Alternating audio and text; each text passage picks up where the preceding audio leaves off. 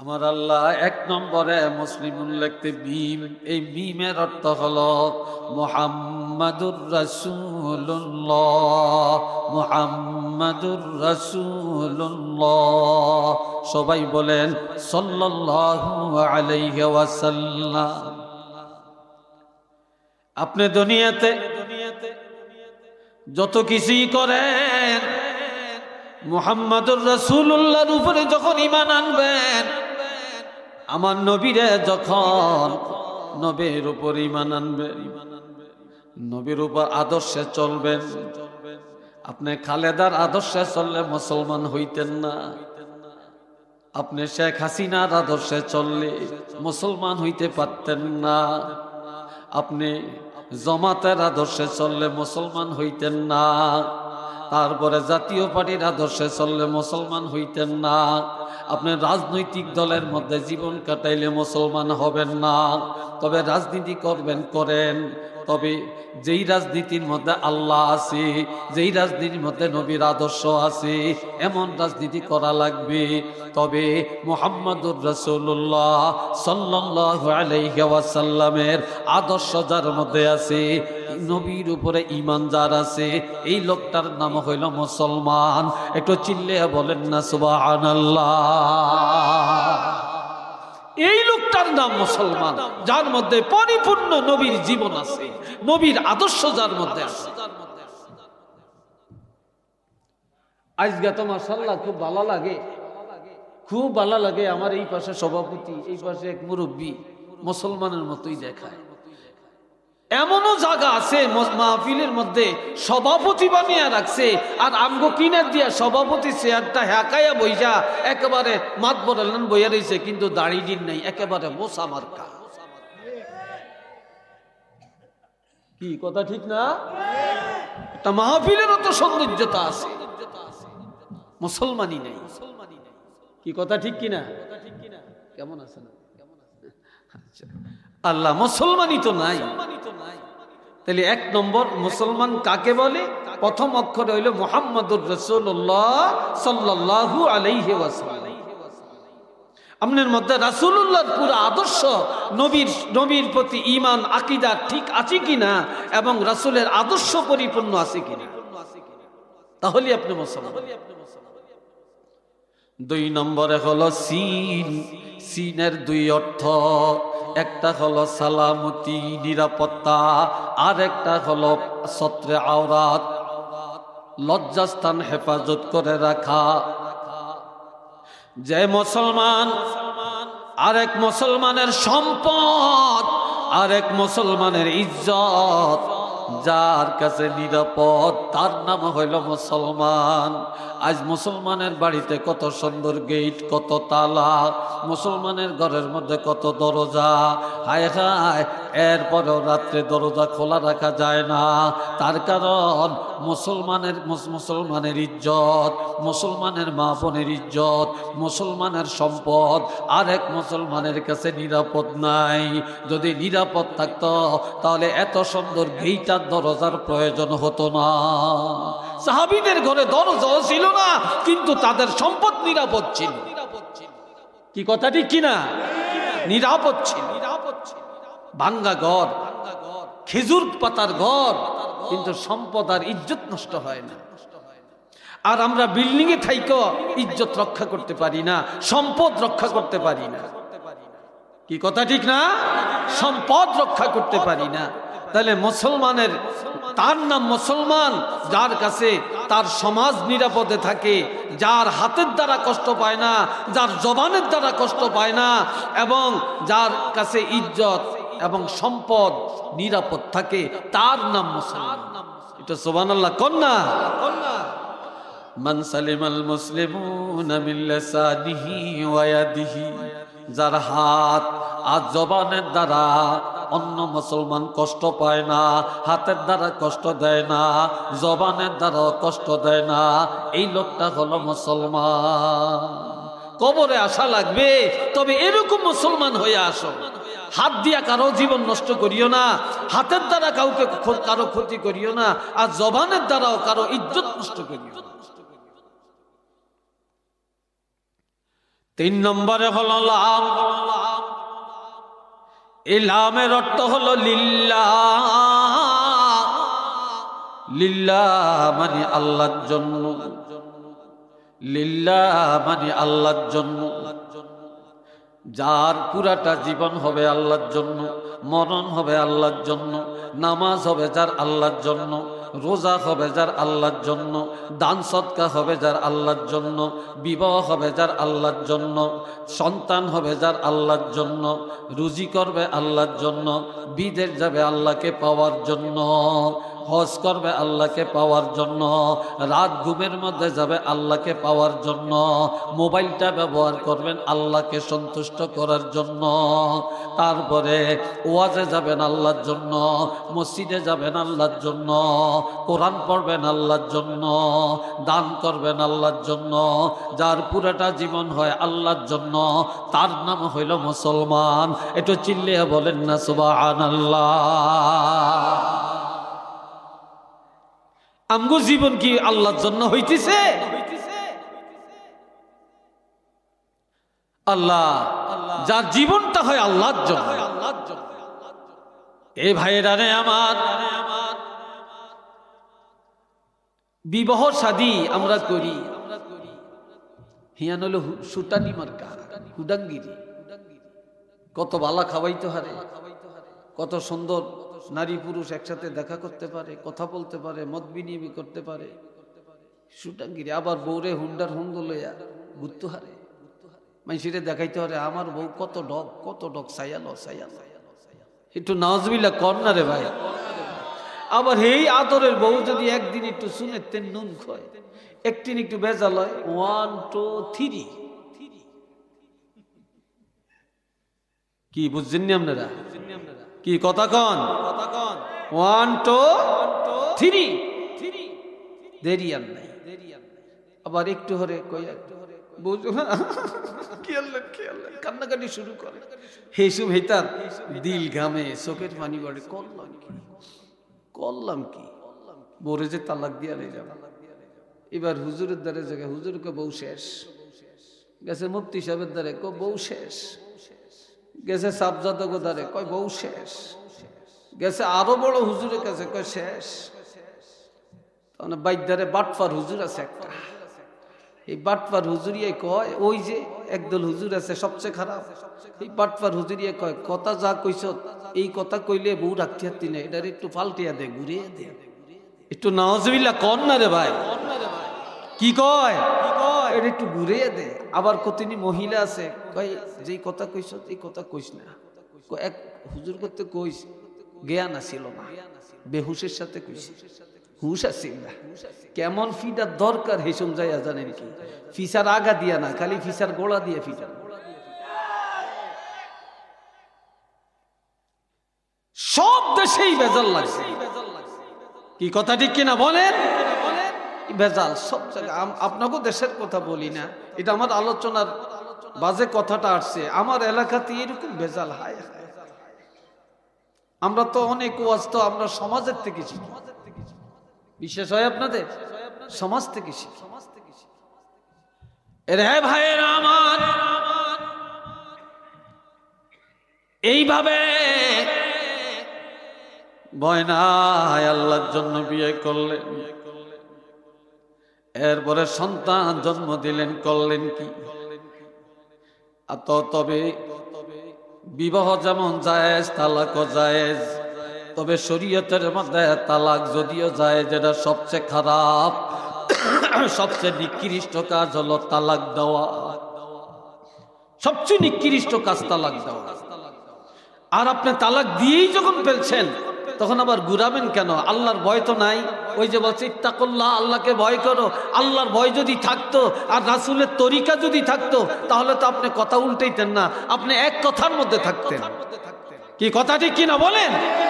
এলা বউ থাকুক আর যাক, আমার আল্লাহ থাকতে হবে, আমার রাসূল থাকতে হবে, আমার ইসলাম থাকতে হবে, আমার মুসলমানি ঠিক থাকতে হবে, আমার ঈমান ঠিক থাকতে হবে।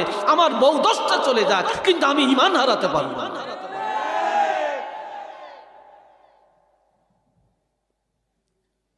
আল্লাহ এই ভাইরা রে আমার, আল্লাহর ভয় সেখানে নাই। যা জিন্দিগিটা হবে আল্লাহর জন্যে, বিবাহটা হবে আল্লাহর জন্যে, তালাক হবে আল্লাহর জন্যে। কথা বুঝছেন? এর নাম কি? মুসলমান। একটু সুবহানাল্লাহ কন না রে ভাই। এরপরে হরফটার নাম হলো মিম। এই মিমের অর্থ মহব্বত। বলেন মিমের অর্থ কি? আরেকটু জোরে কর, আরেকটু জোরে কর। মহব্বত। আপনি আপনার সম্পদের মহব্বত করবেন, আপনি আপনার শরীরে মহব্বত করবেন, ছেলে মেয়েরে মহব্বত করবেন, মা বাপকে ভালোবাসবেন, সমাজকে ভালোবাসবেন, মুসলমানের ভালোবাসবেন, আপনার পালিত গরু ছাগলের ভালোবাসবেন, আপনার সন্তানকে ভালোবাসবেন, আপনার আত্মীয় স্বজনের ভালোবাসবেন। কিন্তু যত ভালোবাসা আছে সবচেয়ে ভালোবাসা যার, আমার নবীর মহব্বত যার অন্তরের মধ্যে আছে, এই লোকটার নাম হলো মুসলমান। একটু চিল্লিয়ে বলেন সুবহানাল্লাহ। যার মধ্যে শুধু দুনিয়ার মহব্বত আছে, নবীর মহব্বত নাই। সব মহব্বত আছে, নবীর মহব্বত নাই, এই লোকটা মুসলমান না, এই লোকটা ঈমানদার না। যার মধ্যে নিজের সম্পদকে, নিজের আত্মীয়কে, নিজের পরিবারকে, নিজের মা বাপকে মহব্বত করছে, তবে সবচেয়ে বেশি মহব্বত আমার নবীকে করছে, এই লোকটার নাম ঈমানদার, এই লোকটার নাম মুসলমান।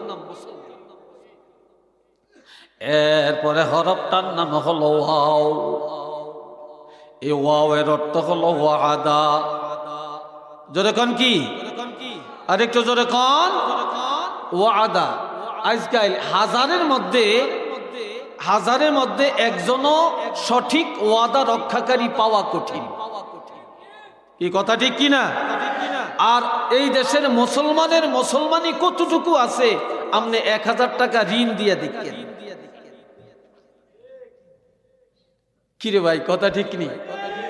1000 টাকা ঋণ দিয়ে দেখেন, এতে যাচাই করে নিতে কত নম্বরের মুসলমান, তখনই বুঝে আসবে মুসলমান কাকে বলে। বন্ধুরা রে আমার, মুসলমান ওয়াদা খেলাপ করতে পারে না। আমার আল্লাহ ঈমানদারের 7টা গুণ বর্ণনা করছেন কোরআন আল মুমিনুনের মধ্যে। সূরা মুমিনুনের মধ্যে আমার আল্লাহ 7টা গুণের মধ্যে একটা গুণ বলছেন, ওয়াহদিহিম রাউন, আহদিহিম রাউন। যারা ঈমানদার তারা কোনোদিন ওয়াদা খেলাপ করবে না, জীবন চলে গেল তারা ওয়াদা রক্ষা করে।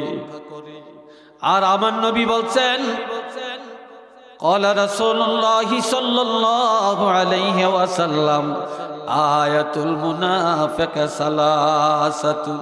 মুনাফিকের আলামত হলো 3টা। জোরে বলেন কয়টা? আরো জোরে কোন কয়টা? 3টা।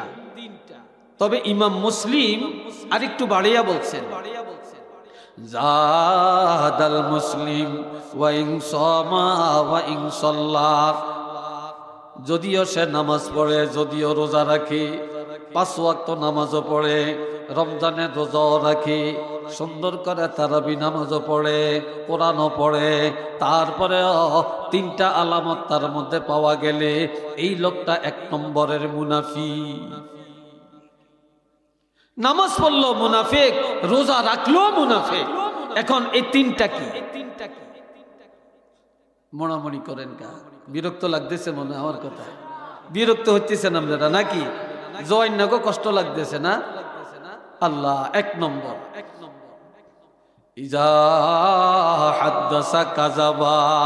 যখনই কোনো কথা বলে মিথ্যা কথা বলে। কি বলে? আর বর্তমানে সবচেয়ে বেশি মিথ্যা রাজনীতির ময়দানে। কি কথা ঠিক কিনা? এই এখন আইছে সময়, আমনকে পায়ে পর্যন্ত ধরবো, হানজা করিয়া ধরবো, চুমা খাইব।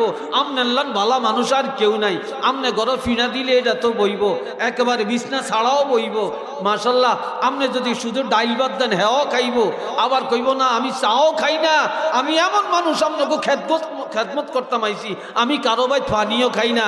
এইটা এরম ভাই করিয়া করিয়া আমনে তার সালান কান নিয়া এটা ল্যাঞ্জার লাগবো আর হাইতেন না।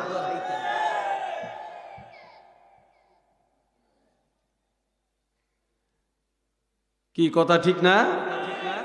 লেন্সার লাগ আবার কয় আপনাকে ওই যে গেট দিছে সেই গেটের তেনে কেরানগো বা রাস্তা এটা যেই অবস্থা, এটা দিয়ে মানুষ যাইতে পারে না, বাইক যাইতে পারে না, রিক্সা যাইতে পারে না, তারপরে কত কষ্ট।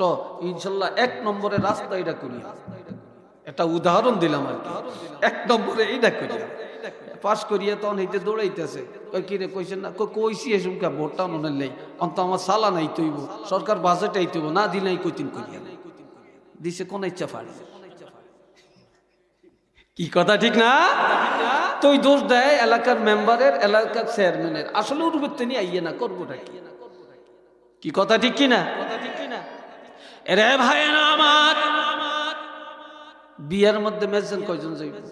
কয় ইনশাল্লাহ ঠিক হইছে, সব ঠিক। আমরা 200 মেহমান আইসব।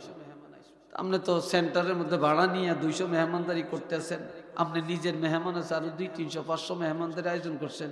অন হেই বেটারা 200 কইয়া 300 মেহমান আইছে। কি আসেনি এরকম? মেহমান আসবে বলছে কত? 200 আসছে কত? তা আপনি যে ওয়াদা খেলাপ করিয়া খাইয়া গেলেন মিথ্যা কথা কইয়া।